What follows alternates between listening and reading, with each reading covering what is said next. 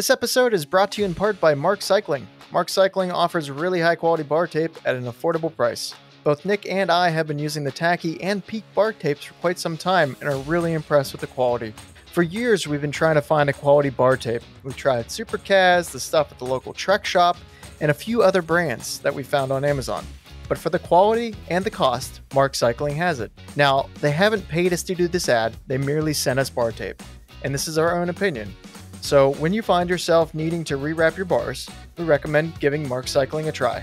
They offer a variety of different options from a nice faded bar tape to a really solid tacky tape, and even the much hated but often coveted oil slick tape. Visit markcycling.com, that's MARQUE cycling.com, pick out whatever bar tape you want, and enter code HAMMER20, that's HAMMER20 at checkout, and get 20% off. Now, on with the show. Welcome to 5339. I'm Andrew. And I'm Nick. Today we're talking to Mandy Marquardt. Which is awesome. Before we get to talking to Mandy, though, Andrew, what's new? Well, good news. My bone has decided it would like to be friends with the other half of my collarbone. And somehow, through the miracle of science, my collarbone is now joined. And cheap Amazon Tens devices. No, this is Facebook Marketplace. And it's not a Tens. It's a bone stimulation machine, which uses ultrasonic. It was a joke. We didn't need to get nerdy. 1.5 hertz. Well, you went there, so I'm going here. So I'm pretty excited because that means that I can actually get back on the bike in the capacity that I want to, not be as miserable, hopefully. Sorry, Nick. Thank you for putting up with me being an asshole. Yeah, but you're like that normally. Yeah, well, no, even more so whenever I can't hammer it out. Yeah. But yeah, keeping the TT bike for a little bit longer, though. Dude, there's like through this whole ordeal of breaking myself, I've just wanted to get on the TT bike and just be uncomfortable and watch my heart rate jack up in the aero position. It's weird, isn't it? Like I'm doing like zone 2 awesome. And it's like 85, 90% heart rate. I'm like, why? I'm not even putting out an effort. Yeah, it's awesome. I love it. More exciting news, because I'm sure people are like, God, won't this guy shut up about his collarbone? Come over here. We'll break your collarbone, see what else you talk about. But I have been trying some new kit. And you know me. I mean, I'm always looking for like affordable kit, right? So whenever I did the TT in August, I was looking for a more race fit jersey because I kind of don't have any. All my jerseys are pretty much non-aero. And I was trying to get as aero as possible. So I found this relatively affordable. It's like a $65 jersey, which for me is a lot because I'm usually not willing to spend that much. But it's this company called, I'm going to mess this up so bad, Ciro Tipuler. I'll fuse that together and post edit so it sounds like one fluid word. and I'll also put it in the description. But yeah, it's a decent kit for relatively affordable price. So like I think it's $57 for the Aero jersey. And I also, in another test, I ordered one of their long sleeve thermal jerseys.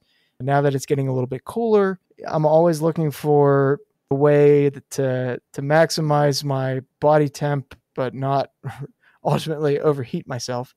So I went out, actually got a nice higher zone 3 ride. So it's like kind of hammering, but not quite.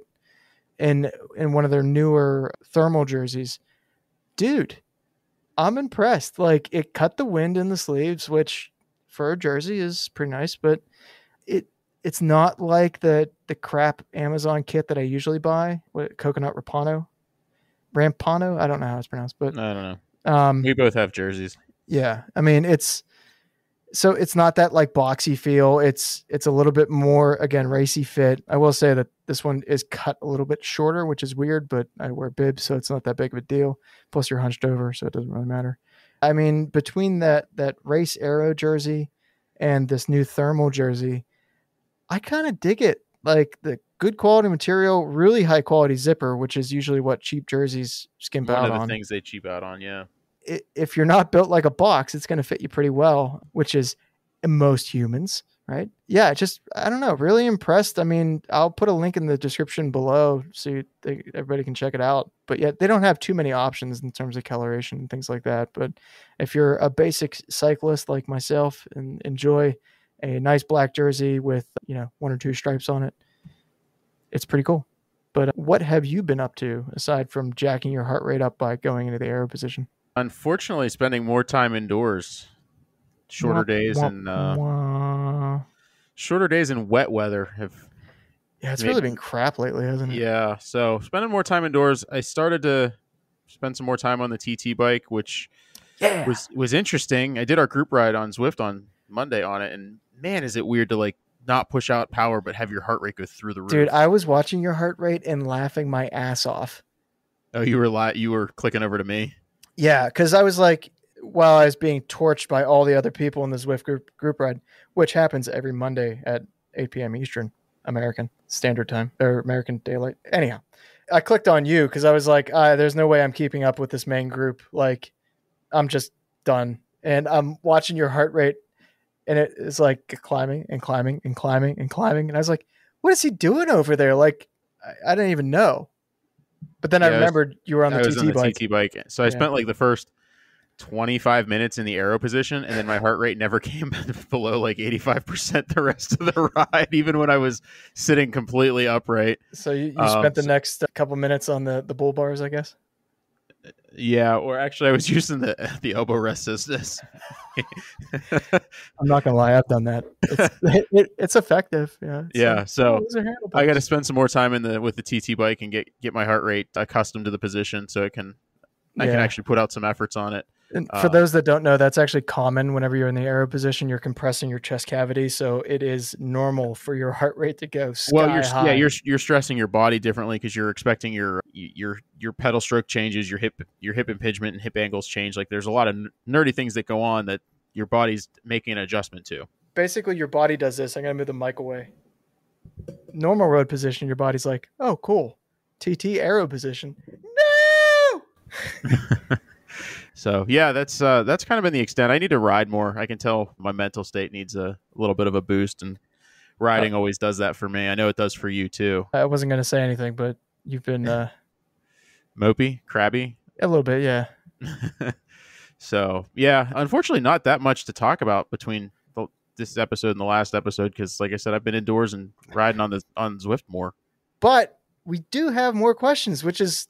We do. I'm not going to lie. I was a little worried because I'm like, okay, we're recording this a couple days ahead of the release of this episode. And at that point, we didn't have any questions. So I put a thing out on Instagram and we got a few questions. And I was like, oh, cool. So the first one we're pretty sure is for Andrew because the what gave it away? The asker is not actually sure which one either. Please read who it's from. Yeah, so I love this name. The question is from Mo Watts 43, which we both love the name, whoever you are, Mo Watts. But the question is, I'm not sure who it is as I'm new to the podcast, but one of you two rides an aluminum daily driver. With all the advantages, why would you not ride carbon? It's lighter, stiffer, and has better power transfer than aluminum. So I assume the question's for you because while I do have an aluminum roadie, I'm definitely a carbon fan. So why do I ride aluminum? Right. And obviously, we share custody of the TT bike, and I do recognize now, at least having ridden carbon in various different capacities, there's an advantage to it, right? I mean, it is stiffer. It is way lighter. It transfers power easier. Dissipates road buzz better.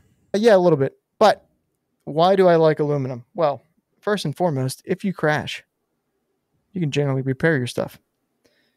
But that's actually not the real reason. I'm a complex character, and I like. Don't let this answer be as lengthy as our conversation that was actually not related to this question earlier. It was not, but it kept you from going into Giant Eagle for like 20 minutes. I think it was more like a half an hour. Okay, it might have been 32 minutes, but whatever. I mean, I love aluminum. There's something about it that is basic, right? And yeah, that's you. I am basic. Like if I could get a stick shift. Spice lattes are here, and Andrew's a fan. No, not at all. I barely even like lattes. If I could buy a vehicle that had winder windows and a stick shift, I would. I like the simplicity. Stick shift's going to be easier than the winder windows. I know, man. I like the simplicity of aluminum that it provides in terms of fixing things. It's a little bit more standardized with carbon in terms of fixing your own stuff. You do get into some proprietary components depending on brand. And there's a lot of things that I don't know. And it a little bit is comfort zone, but for me, it's not about getting lighter or stiffer, maximizing my power transfer, because I'm just going to push harder to get done what I need to do. But I like the feeling of aluminum. It has a personality. It has a little bit of soul. It's not dead. I mean, carbon's awesome, and some carbon bikes do have a little bit of personality and things like that. But for me, I don't know. I could definitely go out and buy a carbon bike tomorrow. I'm not going to, mainly because you can't really get them right now. But I like aluminum. I like the feel. Plus, I like a challenge. I guess I like to make things inexplicably harder for no reason at all. Understatement of the century. Yeah, I mean that's how many my trainers deal. have you gone through in the last week? In the last week, 1. Okay, 2 weeks. 4 weeks actually. It's been 3. Anyhow, so that's why I ride aluminum. It's got soul. It's got feeling, and it's inanimate, but whatever. I like it. It's we all like what we like. And anyhow, this next question is from a super hard username to pronounce, Dave, and it's for you. Might be Dave. It might be Dave, or Dave, or definitely Dave. It's from Dave. Yeah. I'm just going to read what he wrote because I think he phrased it pretty well, actually. Nick, what benefit can 11 speed give me over 10 speed? Does one gear really make that much of a difference? Is it worth the cost of an upgrade? I ride about 4 to 5 days a week, indoors and out, mix of hills and flat routes. A hill route is 1,200 to 2,500. I live in Wheeling. That's West Virginia. For reference, thanks, Dave. I love the fact that he was super thorough. Good question, Dave. And quantifying your information as well. Yeah, exactly. So the short answer is, like, if you are riding the same range between an 11 and a 10 speed, you're not going to notice a huge difference, because if you're riding an 11 to 32 rear cassette, you've got the same exact range as if you were 10 speed or if you're 11 speed. Having said that, if you're someone who's very particular about the cadence that you're riding, and I know some people are going to be like, who's particular about cadence? Well, Andrew and I are both raising our hands. Sorry, this is a podcast. But if you're particular no, it's a good thing it's a podcast, because they can't see our faces. Well, we have faces for radio and voices for text, but that's beside the point. That's my line. I'm stealing it. One of the benefits to an 11 speed over 10 speed is the jumps between gears are smaller for a more consistent period. So on a 10 speed block, I think you're going to have 4 consecutive 1-tooth jumps, maybe 5. Yeah. But on an 11 tooth, you're gonna have 5 or 6. I'm sorry, I don't have the numbers off the top of my head, but it gives you a more consistent climbing up the cassette longer, so you can keep a similar cadence longer. If you're not particular about that, the only other benefit is there's a lot more cheap 11 speed components out there than there are 10 speeds. If you need confirmation of that, just go to eBay or Amazon and type Facebook in 11 speed versus 10 speed, and you'll find a ton of cheap 11 speed stuff. And the 11 speed is easy to upgrade because it's all relatively compatible, with the exception of Campy. Campy's not even compatible with themselves in some cases. Sometimes. If you're happy with your 10 speed and the jumps between some of the bigger cogs on the cassette don't bother you, it's not worth the cost of the upgrade. Now that I have 11 speeds, it's going to be hard for me to go back to 10 speed, just because everything's compatible with itself. Nice. I would agree with that. I mean, having come from 10 speed, if you're not particular about your anything, if you just get on the bike and ride, 10 speed's great. I've never ridden 10 speed. I went right from 9 to 11. That's a lie. You ride a 10 speed right now. I don't count the TT bike. Okay, that's fair. Because I also would never ride an 11 to 23 tooth cassette on anything but a TT. I love 1123. If you do have questions, feel free to send us one, like Dave or Dave and Mo Watts 43. Thank you so much for sending them in. We love questions like this. 5339cycling.com/ask. Nick, can you tell us a little bit about Mandy? Because this is honestly, this is a really different episode for us, because it's a space that neither of us really know all that much about. But sort of. I mean, we know enough. But, No, I know about the diabetes space.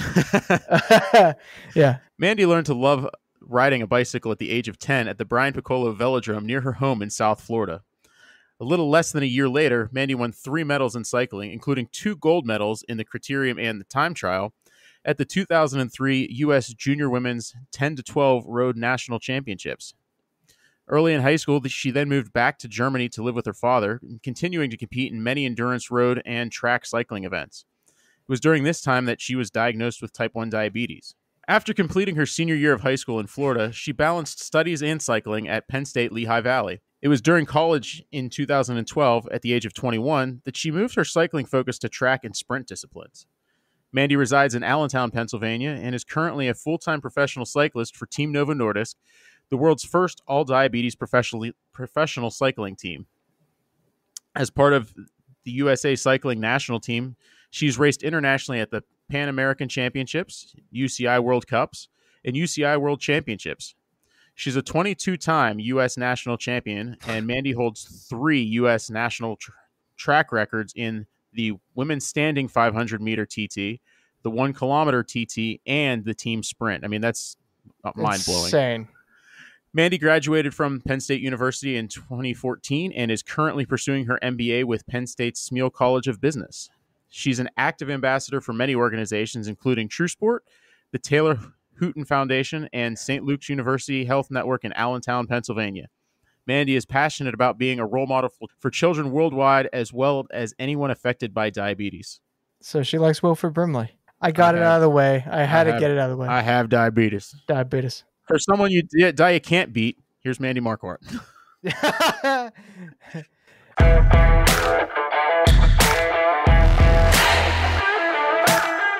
Welcome to 5339, a podcast about cycling for cyclists by non-pros.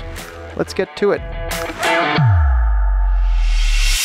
Welcome to the show, Mandy. We're super happy to have you, especially before you heading over to Europe for some training. But welcome to the 5339 podcast. Thank you for having me, Nick and Andrew. Yeah, we're super happy. So we've got a couple of really important questions we're going to lead off with, and we know you're living in Allentown currently. But so the big question is, Sheetz or Wawa? Wawa. Oh, you're talking to 2 Pittsburgh boys, so we had to get that in.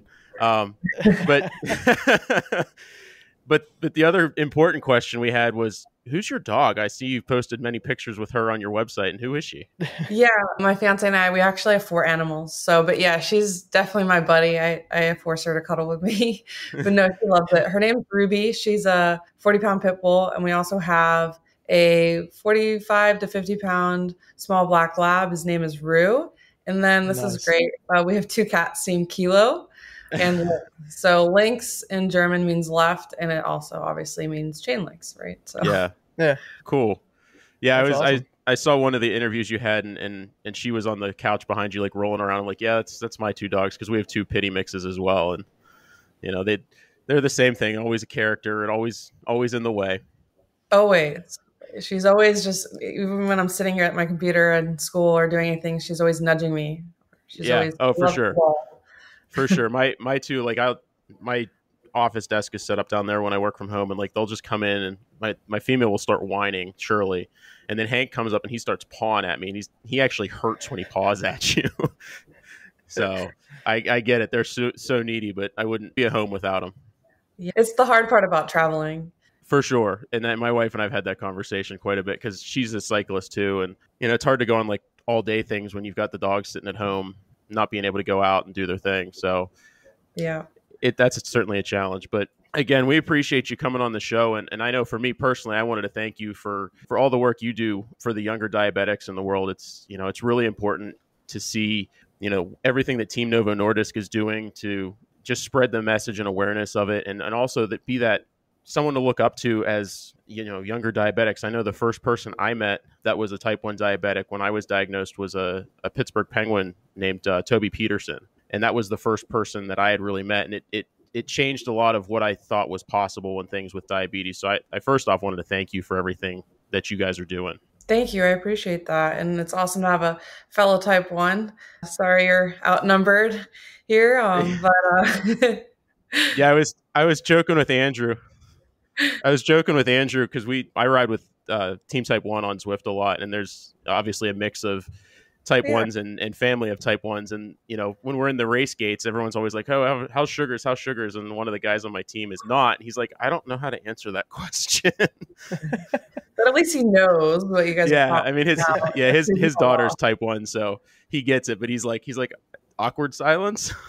Yeah, the Team Type 1 Swift community is awesome. I've ridden on Swift a couple times in the winter, although my training is very different. But yeah, I love that community. I follow their Facebook group page, so always really supportive and awesome to see what they're doing. And being a part of Team Novo Nordisk for the last, I'd say 10, 11 years has been amazing. I mean, my life changed completely when I joined the team because I was diagnosed at 16. Yeah. Type 1 diabetes through some routine blood work and testing. And I was living in Germany at the time with my father, and I had no idea what diabetes was. And I thought it was maybe something that I did to myself by eating too much, I don't know, bad stuff. And so I learned it was obviously that was not the case. And I just learned after some time, how important it is to manage my diabetes. And of course, at that time, I also neglected it a bit. So it was kind of like, I accepted it, but then I still was in denial at times. So then a couple years later, when I joined the team, I realized that I wasn't alone.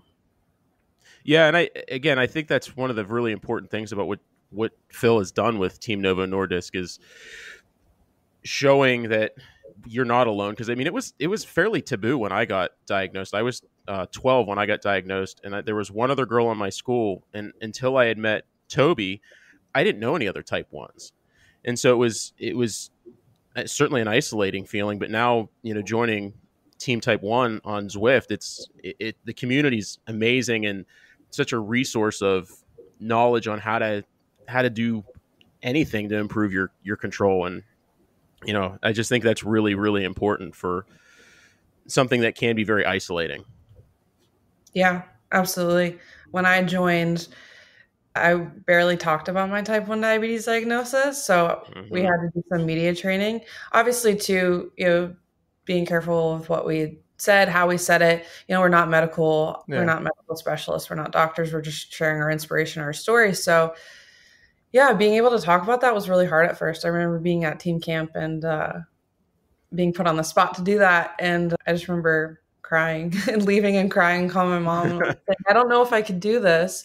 Then actually experiencing it and going to a school and some hospitals and seeing patients and just doctors and just sharing our story, how incredible and how important and impactful that was. And it just made me realize, like, wow, this is actually really cool. Like, I'm helping people and I have a really great purpose on the bike as well. And I love cycling. I did it since I was 11 years old. So just knowing that I'm able to help people through the bike and share what's possible with other people and getting to do what we love together is awesome.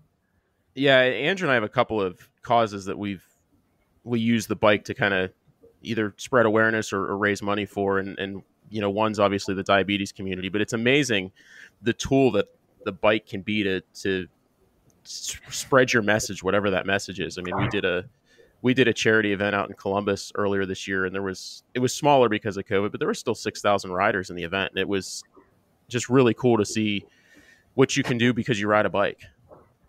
Yeah, absolutely. It's taken me some pretty cool places too. In 2011, I went to Rwanda with Team Type 1. The men were riding the stage of Rwanda, and the ambassadors and some of the riders and myself were there to ride the stage every day before it. It was really hard. It was known as the land of 1,000 hills, but it was so interesting because after each event, we ended up in a different town, and we were there to go to different hospitals and meet with people who had diabetes, and just to see their availability with resources was limited, but they still were very happy to live a life, with their family, and just their perspective made me realize like how fortunate I am and how fortunate we are to have resources available to us and to be able to talk about it, to be open about it. Yeah, it was just an eye-opening experience, and it wouldn't have been possible if maybe I didn't have diabetes. So in a lot of ways, it's taught me a lot of cool things, and it's brought me to some pretty cool places. Yeah, That's really cool. It certainly teaches you to know your body a lot better than I think a non-diabetic does, because you're paying so much closer attention to how you're fueling, what your exertion is, how that's affecting your glucose levels or, the insulin levels required. And I think the challenge for me sometimes is, because you know yourself so well, it's hard to sometimes learn new things because you think you know more than you know. Yeah. Trial and error, right? It's just a constant trial and error. I mean, I feel like I'm making educated guesses every day at the best. And sometimes they're right and sometimes they're wrong. Or I'm riding with you and I just hear beep, beep, beep, beep, Yeah. beep, beep, beep, beep. I'm like, dude, shut up your wahoo. Come on, let's go. He's like, it's my sugars. Yeah, Andrew's been awesome. I think the group that I ride with regularly has truly been awesome. A couple episodes ago, I thanked all of them just because I finally got my A1C back into normal range. So it wasn't even in the pre-diabetes range, and it's all because of cycling and the support that Andrew and the mayor and Clippy and all those guys, they all provide. So very important. Yeah. Do you do road and mountain bike? Or I think I see a mountain bike. Or which? I do. I started on a mountain bike as a kid. I grew up playing hockey, and I used biking, one, as the social aspect because that's how you got to your friend's house before we had transportation on our own. But two, it was a way to keep my legs fresh in the summers. And then life happened. I didn't ride for like 8 or 10 years. I met my now wife, and she got me back into it. Was still riding the mountain bike, even though I was not doing mountain bike kind of riding anymore, and got into road, and I'm starting to get into gravel riding now. But the mountain bike back there is converted into a 1x drop bar now. It's Frankenbike. It is a Frankenbike.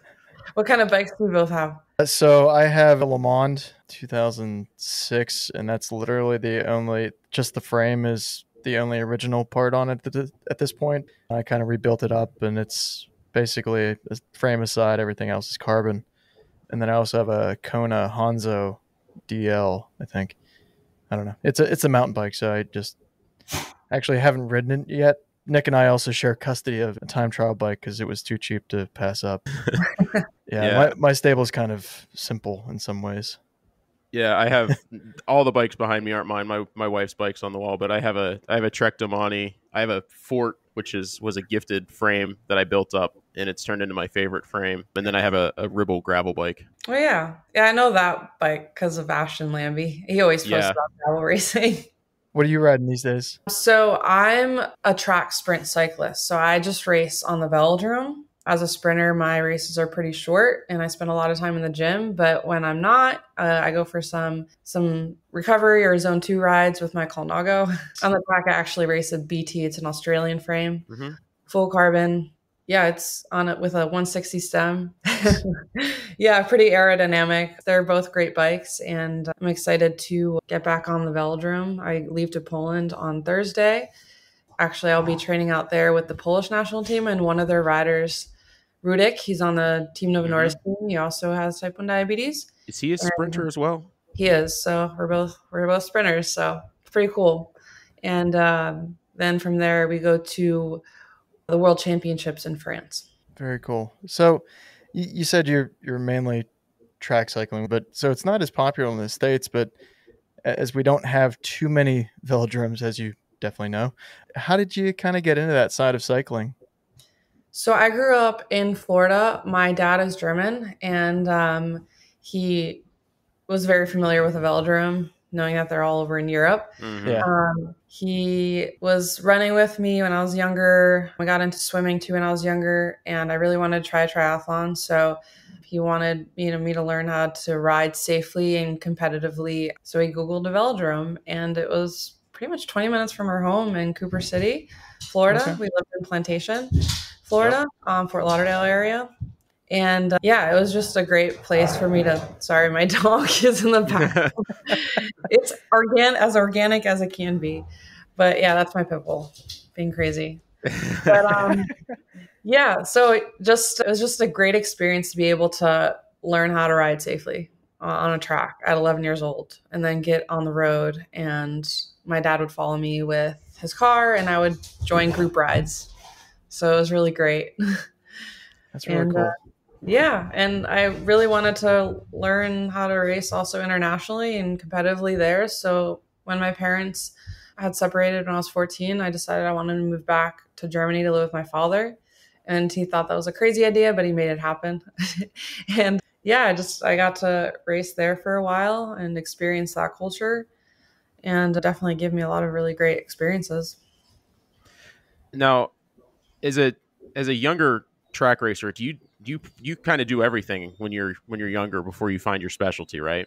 Yeah, it's really important. So I'm coached by Andrew Harris of Edge Cycling, and he definitely recommends athletes, younger athletes, the foundation riders, he calls them foundation, junior, elite, to get experience in everything. Because you don't know at a young age what you're good at. You don't know if you're going to be an endurance cyclist or a sprint cyclist. Yeah. Mm-hmm. From a young age, I did everything, and I didn't really understand the aspect of sprinting on the velodrome. I was just like, well, to me, racing is racing long distances. But I wish I would have gotten to sprinting younger. You do specialize then when you're about 15 or 16 years old. And I didn't really specialize until I was maybe 20, 21. So a little bit later, but yeah, just having that base is really important to also race skills. You develop all that when you're younger. There's this window of opportunity to develop those skills as well that transfer over when you specialize too when you get older. Yeah, and that's you've obviously found a home in the shorter races, and this past year you took gold at the nationals at two of my favorite events because I love the individual sprint and the Kieran. Oh yeah, just the cat and mouse on the sprint to me is so fascinating because it's everyone thinks cycling chess. It really is. I mean, your first two laps, it's like you're trying to figure the other rider out and see, are they going to jump? Do I need to? And it's really fascinating. And then really the same with the Kieran. I mean, the order of that the riders get in behind the pace bike to then set up the exciting finish. I love watching both of those events. Yeah, they're both so different. So training for that, with the sprints, there's tactics. So with videos, skills, you watch, you even practice on the track with another teammate. It's really important to have good observation skills because you have to ride the whole time looking back without changing your direction, or if you can change your direction because you have to keep an eye on your opponent.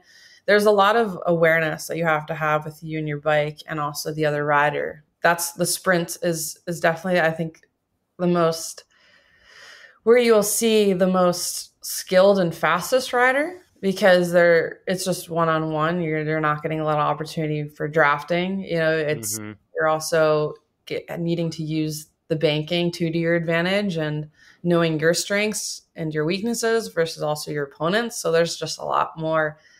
You don't know who you're going to race because where you end up qualifying is then you bracket through and race people one-on-one. And people think like, oh, it's easy because you just ride around a lap and then, go really fast. But you're doing that over and over and over. And then when you get to quarterfinals, semifinals, and finals, that's best of 3. So really I could be racing 9 times in one day, plus my sprint qualifying. It's hard. So you have to have that endurance capacity there too, to be able to recover. And also with my part, with having diabetes, I have to make sure I'm recovering. If my blood sugars are high, I'm not recovering as well. So there are so many more variables, I think that we have to deal with at times, but it definitely makes me hone in on the nutrition part of it. And then with the Kieran, I do that a lot in training with the motorcycle, with my coach's motorcycle. I draft behind him and I go around him, and there's, just kind of simulating a race. But obviously on race day it can be so different because there's 6 riders in a Kieran, anything can happen. And you sometimes don't even have to, be the fastest qualifier in the sprint day. Like you can tell a lot about how you're going to race somebody depending on their qualifying time in sprints. But in the Kieran, you just never know who's going to be where because you just draw a number, and wherever you are is where you stack up on the track. And then the race, you line up in your number, and then the motor pulls off with 3 to go. And it's pretty much like who's going to initiate what. A move can happen, and then another move happens from somebody else. And either you have a good wheel or a bad wheel, or you make the wrong move and you blow up. So there's sometimes with the Kieran, it's luck, but it's also being able to read the race and giving yourself racing room. There's not a lot of room for error, honestly, with either. So the first time I ever saw a Kieran, because my introduction to cycling was more road and actually kind of mountain bike in some ways, but The first time I saw the Kieran, I was like, what is this? This is awesome. It's like the coolest thing to watch. And then I'd seen a few clips of like Japanese Kieran racing, and I'm like, this is way cooler than like anything we have here. Where do I go for this? And yeah, Nick and I are still trying to get to a velodrome at some point, but yeah, the closest one to us is up in Cleveland, and it's an open air. And actually the closest closed air is in Detroit, because we're far enough over on this side of the state that the one that Nationals was held at is actually a little bit further than it is to get to Detroit. Yeah, I actually hosted a clinic in Cleveland, Ohio there. But yeah, great velodrome. I haven't been to the Detroit velodrome, but they're going to have Madison Nationals there soon. Okay. Oh, cool. In November, I believe. Will you be back for that, or you'll still be overseas? No, I'm a sprinter, so I don't do the Madison. I didn't think you'd be. It's too many laps for me. You sound like me. I mean, growing up playing hockey, it was, red line, and then you go sit down for 5 minutes, and then you red line for like 30 or 45 seconds, and you go sit down again. Yeah, I mean, some of the endurance riders participated in the Kieran and the sprints. They attempted, but once, you made an acceleration, they weren't there. So, yeah. But I give them that same respect when I'm in their race, in the points race, or I can continue to do an acceleration after acceleration. I might win one points race, the first one, but then I'd be out. I don't do any of the other races just because it's so sprinting at this level is so focused on just maximizing our result and our performance. And if we start to train in other aerobic capacities, then we're going to transform like our muscle fibers, and you don't want to convert all of that gym training and the fast twitch to slow twitch. That it can slowly be developed over time, but I don't take away from my training because. Well, so tell us a bit about your training regimen then. I mean, it's obviously vastly different than what the endurance and the road racers are doing, because you spend a lot more time in the gym than what I feel the endurance racers do. So talk about what your regiment looks like. Yeah, our biggest is we try to produce a lot of lactate, so a lot of ADP. We train in the glycotic system, where it's really the opposite for endurance riders. So really we're just trying to get the most amount of lactic acid in a short period of time. And most of my training, so I train 6 days a week. I do a lot of double sessions of track and track or gym and track. And the gym is really important for us to create our base, our foundation of strength. So a lot of squats, leg press, a lot of single leg exercises too. Also, just even core and upper body we incorporate into it, because to be able to push some pretty big gears and to keep your aerodynamic position on the bike, it does take a lot of core. So also plyometrics. We do a lot of velocity training too, different periods of training depending on what I'm getting ready for. Right now, since I'm getting ready for the World Championships, my coach is looking at velocity, like how quickly am I moving the weight? So it's really just kind of keeping that number in a range. Okay, 0.75 to 1.0 velocity. So my weight could, depending on where I am, could go up or go down. So that's a really great indicator too for fatigue or if, race readiness and training and where I'm at, especially when traveling to Poland and dealing with jet lag. Maybe my weight might have to go down in the gym, but at least my velocity is still in target. So just like having those resources. How much time is broken down between gym time and track time when you're training? So I train about 2 days a week in the gym, Tuesdays and Saturdays. Also during the off seasons, I will train 3 days in the gym, since the gym definitely takes a lot out of us. It's very taxing. So each week we focus, we have a training plan that we go through. So it's 4-week blocks. So it builds up, you come down, then you build back up. So you max out. Every so weeks. It depends. It just depends what we're getting ready for and what training block. I mean, that's something you can just have a separate conversation about, but really it's creating the foundation. It sounds very similar to a swimming training block in many ways. Yeah, it's a lot of periodization and just, building up towards an event, through nationals and all the U.S.A racing I had here. I trained through that. I didn't take any time off in the gym. My training peaks, and I can see we use that. It obviously doesn't incorporate the gym numbers, but I mean, I just know this from the track. I mean, I can get when I do a double session, it's almost 200 TSS. Oh, wow. Yeah, when I do a double training session. So I go for a road ride, a recovery ride, and it's like 50 TSS for an hour. But if I go for endurance ride I did yesterday, it's like 130 TSS for 2 hours. But like your body's, I'm training 6 days a week, but double sessions, usually Tuesday, Thursday, Friday, and Saturday. Wow. Damn.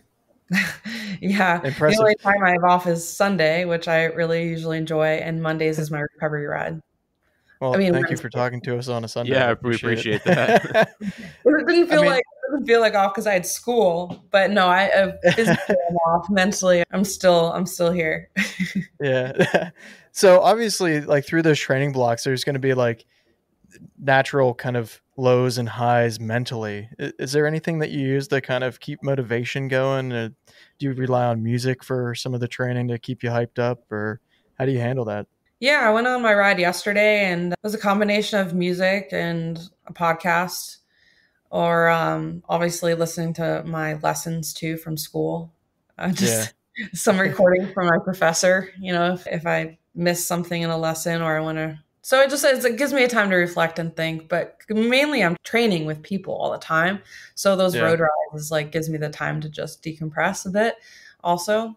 But yeah, I mean, with track training, it's such a short effort behind the motor or on my own that in that moment I can't really have any distractions. I need to think about executing that effort as best as I can 100%, because usually I have 4 of them. So, and then with the Kieran practice that we do, there's a lot of variables that can happen. So I have to think about, okay, my coach is coming over with the motorbike, and then I have to create a gap. And so there's not a lot of time to really think there. So it's just reacting.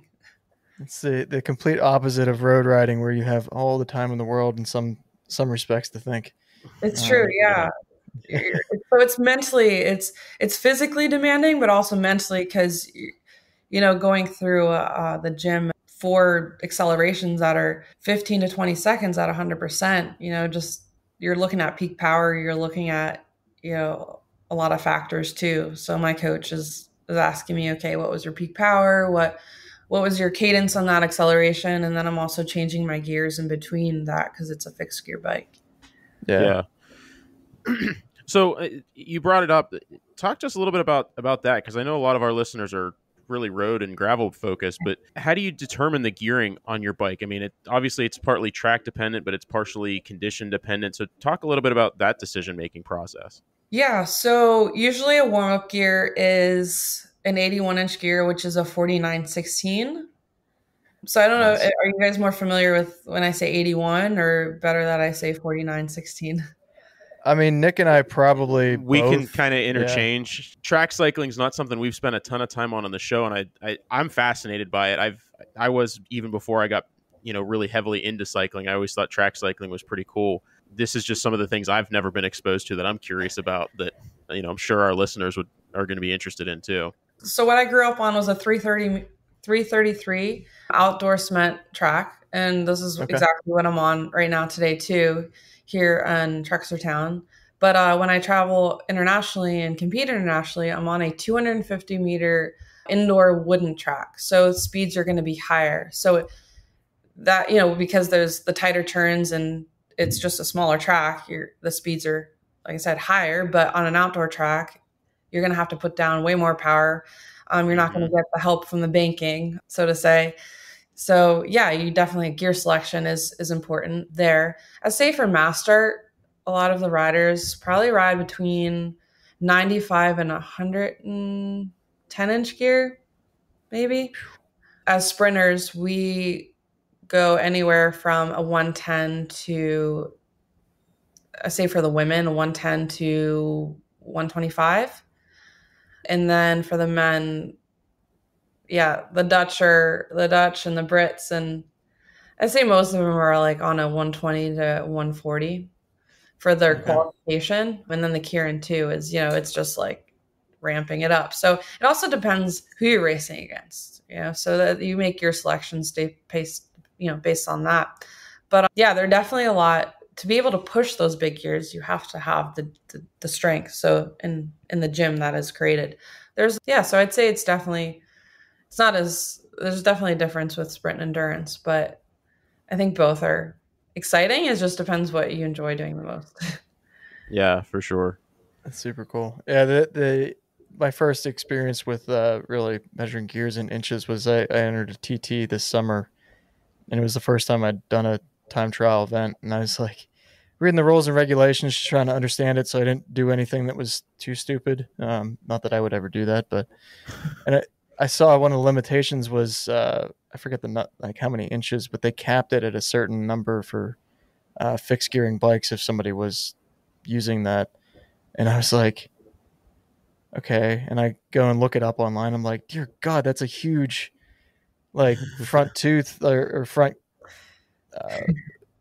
gearing. And I was like, well, okay, I guess the rear, if it's that size, and just trying to understand that and wrap my head around it. I was like, okay, because I ride 5339 as my standard road setup because I don't know, I find that it's appropriate for me. May not work for everybody else, but it's then learning and understanding the inches is kind of like, oh, okay, it makes sense eventually, but yeah, it's a very different world.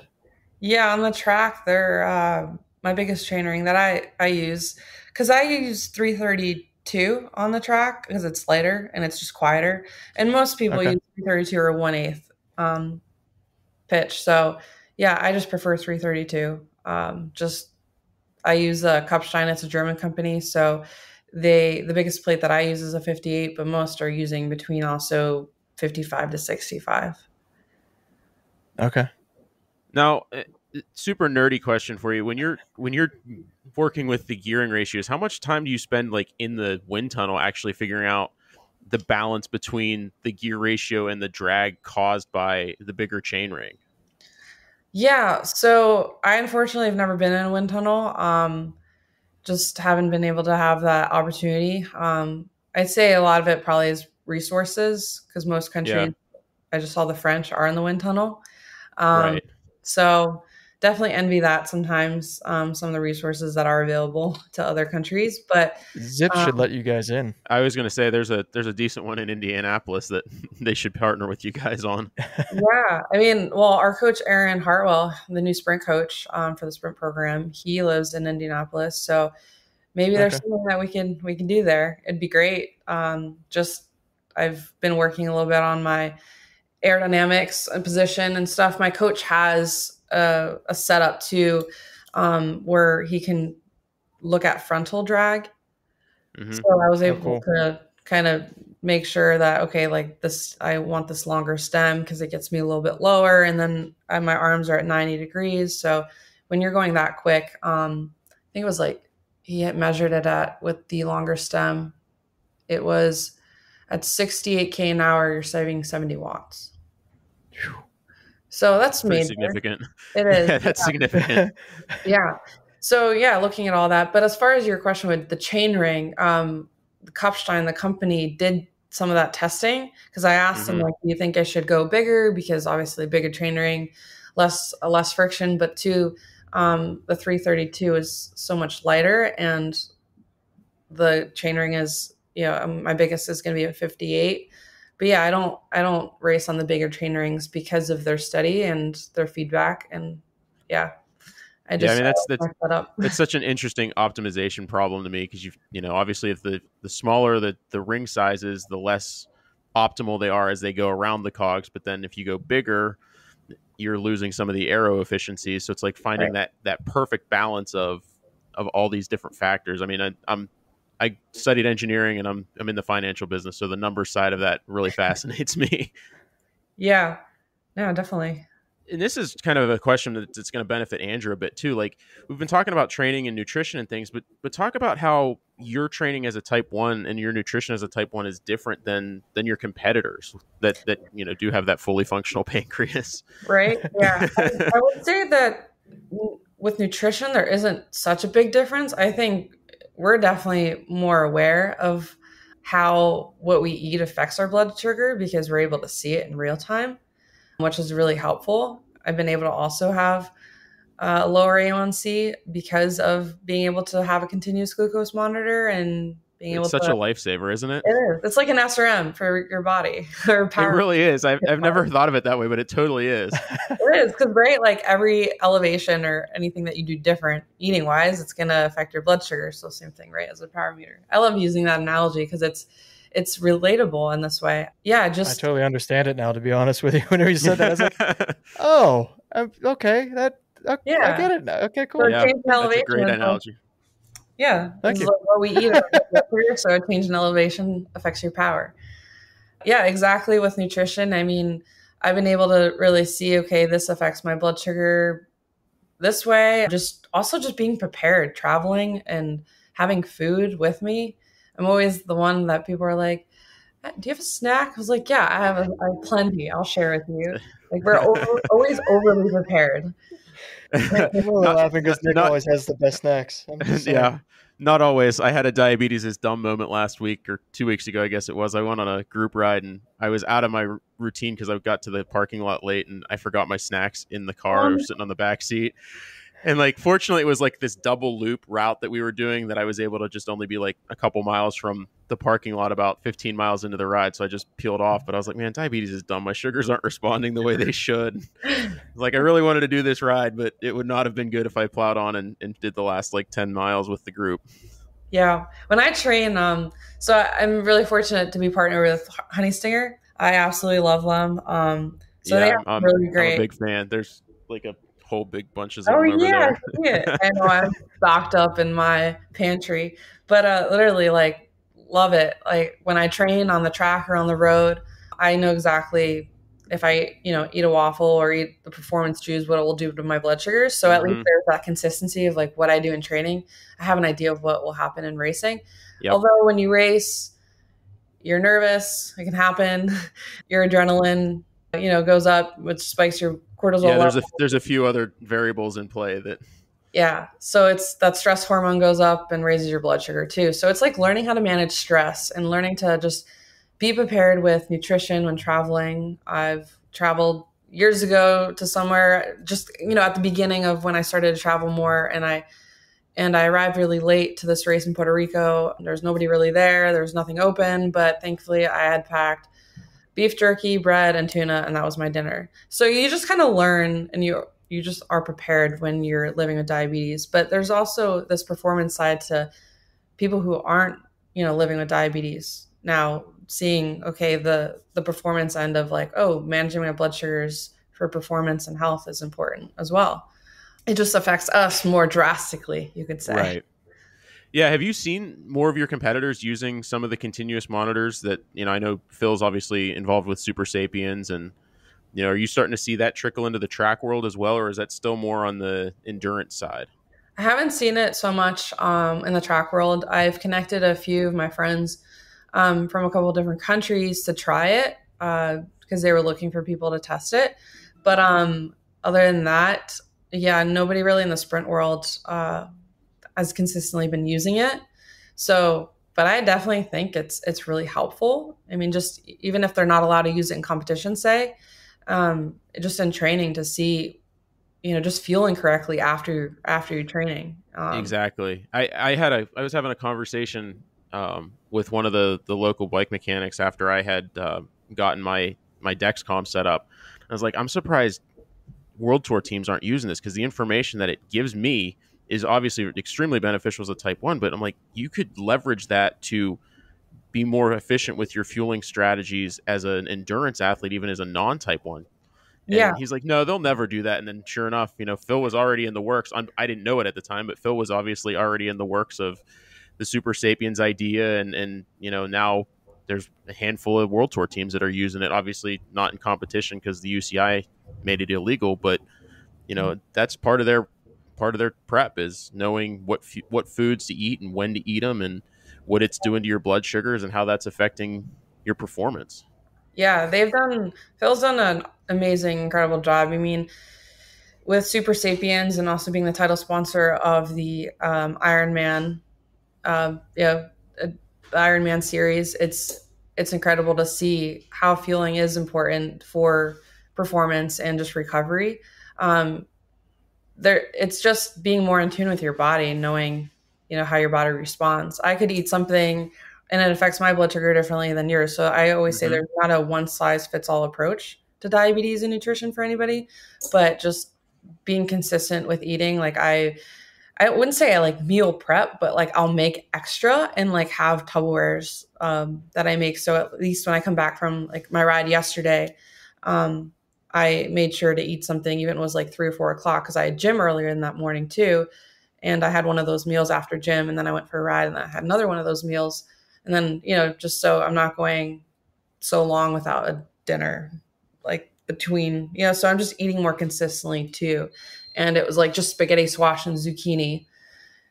So, I mean, it was, it was just kind of simple stuff too. Plus I had my recovery shake, but yeah, it's just to get some calories in and some protein. See, Andrew, eating is important. Nick always says that because how long did we go before you saw me eat something on a ride? I think we rode together for 2 years before I saw him eat something on a ride. I noticed that with a lot of riders, like they don't, I'm like looking at the back of their pocket. I'm like, where's your food? He, I think we did like a 40 miler at one point, and I pulled out something and he's like, whoa, who is this person? And I was like, hey, ease up, man. All right. Usually for like longer rides. And I've started to recognize the value of one, eating during a ride, and then also this thing called rest days, which is a new concept to me. But yeah, it like, even if I'm doing like a 30 miler or, not anything less than that, like a 20 miler is like only an hour, but like the fueling concept is, it's important. Yeah. It's even if definitely if you're type 1, but even if you're not, it's still really important to fuel. Yeah. I've definitely looked at my glucose monitor when riding and noticed, like, oh, I haven't eaten in a bit, like say 20, 30 minutes, but like my blood sugar is pretty steady and consistent. But I know eventually it'll just dip down on me. It'll just happen. And so, I just make sure I eat like a honey stinger waffle or have a couple of performance chews before I start trending down, or, my arrows way down. So I try to prevent that from happening. And yesterday I had a really good, consistent ride, and I was proud of myself. It was a good zone 2 ride. I averaged about 16.2 miles an hour by myself. It was and usually my blood sugar drops on a hard ride, but with a good, cause I had gym that morning too.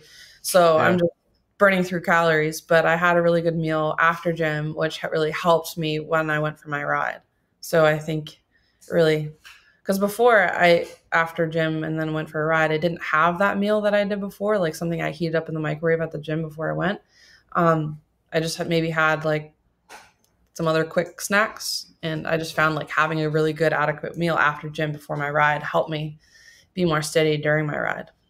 So that was interesting. It was my own like little trial and error. That's cool. It's a constant trial and error. It is. We talked to Ted King earlier this week, and I am going to try his waffles, since they're maple syrup. They're maple syrup instead of honey. So I'm curious to see how that interacts with the blood sugars. Oh yeah. I'm not looking for anything better than what the honey stingers do, because I've been very happy with that. I was a Cliff user for the longest time, and I switched over because I can't remember who it was on the Team Type 1 page, but one of the former Novo Nordisk riders said that was honey stingers was his favorite. And I was like, well, I'll try it. I'm not married to my Cliff blocks. And I tried these and I was like, oh my God, this is like a game changer with how my body responds to it. I mean, like you said, not everybody's body is going to respond the same way, but for what I'm looking for my nutrition to do, it does exactly what I want it to. Yeah. I like, it's true. What we do in training is what we will do in racing. And it's good to have a routine and know kind of what to expect a bit, so there's no surprises. But they did just drop a new waffle flavor, which is cookies and cream. I don't know if you've tried that, but it's so I have good. not, but I'm opening my last box in a few days, so I'll have to try the cookies and cream one. It's so good. And they also came out recently with a new hydration line too. So yeah, I mean, they're always ever changing and always coming out with something great. So I don't know. I love it. And so I do look forward to things like that when I ride, because honestly, other than when I'm low, I'm not going to go for a honey stinger waffle. Yeah. Yeah. But yeah, I mean, if I'm training, I always do look forward to it, because I'm like, okay, I can have it now. Sorry, my neighbor is revving up his car. That's all right. No worries. So I know we're a little limited on time. So, there's a few questions that we usually ask everybody. And one of them we do put on the sheet that we send you ahead of time. And the other one we don't, because we're tricky like that. But we like to have a candid answer to this one. Yeah. Okay, I'm ready. So the question that I did list, a lot of people that listen to this potentially are getting into the sport and kind of new to cycling. So what types of I can't talk. Let me try that over again. Glad you're editing. Yeah, well, what advice would you give somebody that's just getting started out into cycling? So definitely find Facebook groups. Yeah, like the Swift Team Type 1 group. I mean, that's been incredibly helpful. So finding a group, local bike shop too, to kind of get linked up with. Maybe there's a group ride. Really just kind of start from the basics of connecting with people, because you just never know who you're gonna meet. Through somebody else. So it's a small community in a lot of ways. Yeah. And then piggybacking off of that, what advice would you give someone who's looking to get into track cycling? Because it's not the most accessible, simply because there's not velodromes everywhere in the States. Yeah, I definitely wish more people would be open to it. But obviously that's because of the resources with having, a velodrome. Luckily, I'm living only a couple miles away from one, but definitely go and experience a velodrome. Most of them, say in California or Cleveland, Florida, Tractortown, you can rent a bike, or maybe there's a friend that that knows someone that has an extra bike they could let you borrow, or just to be able to go and experience it, or even just if you're in the area, take your road bike out here. You can ride around our velodrome here on your road bike if it's not in use. That's super cool. Yeah, I mean, we have it. There is a track here in Pittsburgh, but it's certainly not a velodrome. It used to be a motor track, like a motorsports track. So they've kept one of the bumps in the one straight because as a tribute to its heritage. And it's fun riding on that, but it's like a half-mile track instead of a so it's a longer track than what a velodrome really is. And yeah, they're exciting and they're awesome. It's honestly a lot safer than being on the road. You don't have to worry about any cars. As long as you keep pedaling. Yeah, just you can't. Yeah, it's not one of the guys we rode with, he did track one time and he forgot that he was on a fixie and stopped pedaling and threw himself from the bike. He's like, I'm never doing this again. Yeah, I've probably a handful of times. I've counted on 5 fingers, but it barely happens that I've heard. Yeah, so yeah, I think in that moment too, it's kind of being really in tune with what you're doing in that moment. And then so that we wrap up every segment with a dream bike, or every episode with a dream bike segment. And so we pose this question to all of our guests. If you and for you, since you're a professional, we'll phrase it a little differently. But when you were growing up, what was the dream bike that you wanted but never had? Man, and the old Lotus bike is totally allowable as an answer. Yeah, honestly, the Lotus bike. When I was younger, I don't know. I was on BART equipment. I had a Fuji for many years. Mm-hmm. I was on BART equipment. Really, it was just like I didn't really think about equipment when I was younger. Where now I'm seeing more kids like they got to have the best of the best and the best of this, and I'm thinking like you're still growing. You don't need to invest so much into your equipment. Just make sure you're taking care of the details, like nutrition, the fundamentals, and just enjoying the sport, because you might not want to do cycling when you get older, and maybe it will lead to something else. So I think when I was younger, I was just happy to have a bike and have resources like that and people who helped me. But yeah, when I got on a team and was given a Colnago, I was like, oh my God, this is so cool. This was like my legit first carbon bike. And it was 10 years after I started cycling that I got my first carbon bike. Yeah. Wow. So if you were to see a bike as an adult now on Facebook Marketplace, what bike would you want to see? I honestly, it's my dream bike. It's my Colnago. Really? She's got good taste. She's got good taste.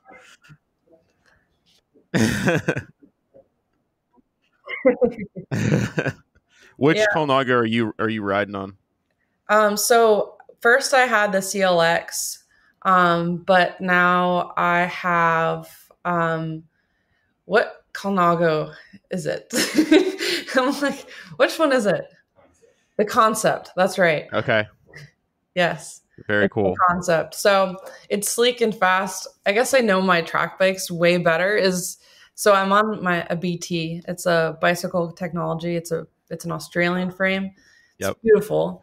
I mean, it's one of the top of the line bikes, along with Aragon now and Look and the Koga bikes. It's a Dutch bike. So really, they're all like great. There's like differences like integration with the stem and the head tube. There's now the whole, and some of them are like more proprietary, and you're more limited on the options as to stem and handlebars you can use, and some are a little bit more friendly to customize. Yeah, well, interesting enough too, my with aerodynamics speaking too, and frontal aerodynamics, my track bars are 30 inches. Where on the road bike I'm like 40, I think 42. So yeah, it doesn't look like this tiny, but you're way more aerodynamic. Riding on track, I would definitely go significantly narrower than I do on a road bike. Well, I have 2 of my 3 road bikes have 40s. My gravel bike has 42s. Yeah, it's so comfy. Comfort. Where us, it's like if I'm riding, I can't ride an endurance race with my sprint position because I just would get so uncomfortable. My back. Well, and your longevity of power output wouldn't be there either. Exactly. Yeah. I mean, you're built to. I mean, that bike is built to go max speed for the time that you need it to go and no longer. Yep. So is my body. It just not just my bike, right? Well, yeah, my body as well. We're definitely in tune with like when it's go time. We have one match. Yeah. If I got into track cycling, I probably would be a sprinter too, just from my hockey background. That's kind of how all my training was built up. And Andrew and I ride very differently on the road, and he's a diesel engine that'll pick a number and just go. And I'm like, no, I like to kind of do some intervals, and I'll rev it up when I have to, but I'm going to take free speed when I get a chance to take it. Yeah. Well, anytime you're in the area, if you make it up this way towards Allentown, Lehigh Valley, let me know, and we can get you both on a bike. That would be awesome. Like I said, we're working on either heading up to Cleveland, or we want to get on a track and do some velodrome work, because it looks like a ton of fun. Yeah, usually in the summers they have Tuesday night racing and then Friday night racing and Saturdays too. That's more for beginners. So say you wanted to come up to experience some track riding or racing, you can come up on Saturday and watch Friday, Saturday, and then ride the track on Sunday. It's usually open to the public. So yeah, just so you guys know that's available. Sounds like a road trip. The riding is awesome here. So also the road riding.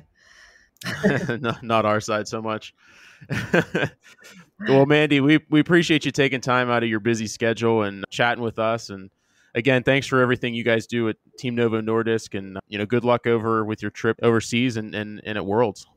Thank you so much. I appreciate you both for having me, and awesome to have some similar synergies with cycling and diabetes. So thanks for taking the time. Yeah, thank you, Mandy. Thanks for listening. If you enjoyed today's episode, please leave us a review wherever you listen and tell your friends. It helps us get more listeners just like you. Also, be sure to follow us on Instagram, Facebook, and even Twitter. If you are enjoying this podcast and want us to continue to bring you entertaining guests and talk about interesting things, please consider contributing to us on Patreon. We appreciate your support. We're always open to suggestions for new topics, advice, and interviews. If you have a topic or question you'd like to hear about, be sure to drop us a line at 5339cycling.com/topics or email us at info@5339cycling.com. Hammer on, everybody. Insert ad. Welcome to 5339. I'm Nick. Oh, wait. You put it on the teleprompter, he will read it. Go yourself, San Diego. Welcome to 5339. We're both brain dead because we just talked guest name redacted for 16 years. And it was awesome, but we're dead in the head. I'm good to go. I'm probably just going to fumble over the introduction. That's because you just ate your microphone. Huh? What? Can you hear me now? I was going to say, is this a Verizon commercial now? Yeah. Can you hear me now? No, because your 5G sucks everywhere.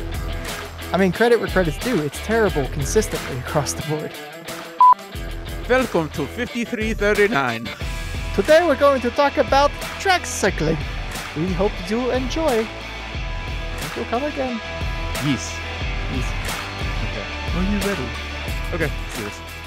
5339cycling.com/ask. And you can send whatever the heck you want /ask.